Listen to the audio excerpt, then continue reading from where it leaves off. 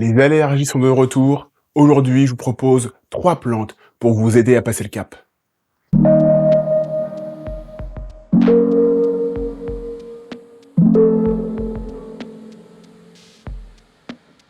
Bonjour à tous et bienvenue sur la chaîne La Santé Simplement.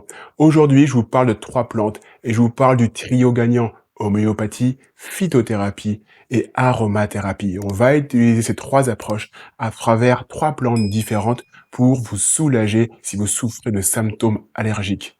Vous êtes prêts? On y va. La première plante que je vous propose, c'est une des plantes les plus connues en homéopathie pour les symptômes allergiques oculaires. C'est Euphrasia officinalis. C'est le fraise. Donc c'est une plante vraiment qui a des propriétés plutôt anti-inflammatoires et anti-allergiques, mais plutôt au niveau oculaire. C'est un peu la manière dont elle a été utilisée traditionnellement.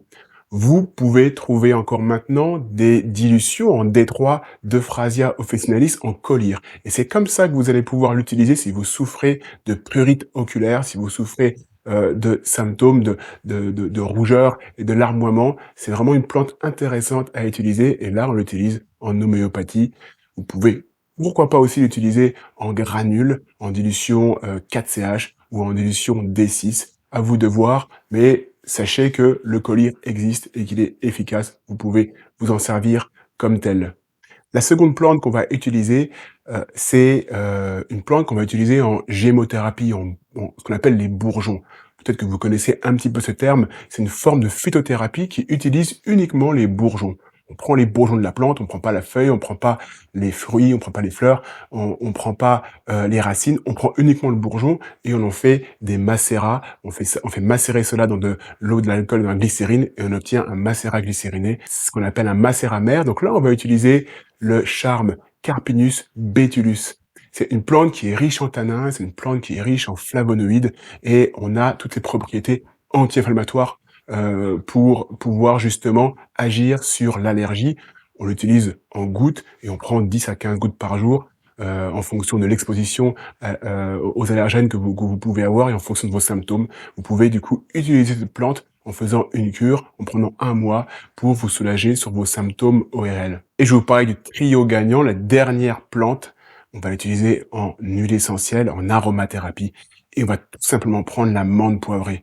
Pourquoi? Parce que c'est une plante qui a des belles vertus décongestionnantes. Bien sûr, on va pas l'ingérer, on va uniquement la respirer. Je pense que vous connaissez un peu cette odeur de menthe poivrée agréable et vous savez très bien que ça libère les sinus. Donc vous allez pouvoir utiliser ça en inhalation sèche, c'est-à-dire que vous mettez plusieurs gouttes de menthe poivrée sur un mouchoir et lorsque le nez est trop pris, lorsque le nez coule ou lorsqu'il est irrité, vous allez pouvoir respirer tout doucement cette odeur d'huile essentielle de menthe poivrée pour dégager les sinus. Donc ça, vous pouvez le faire sans problème. Il n'y a pas d'effet secondaire particulier.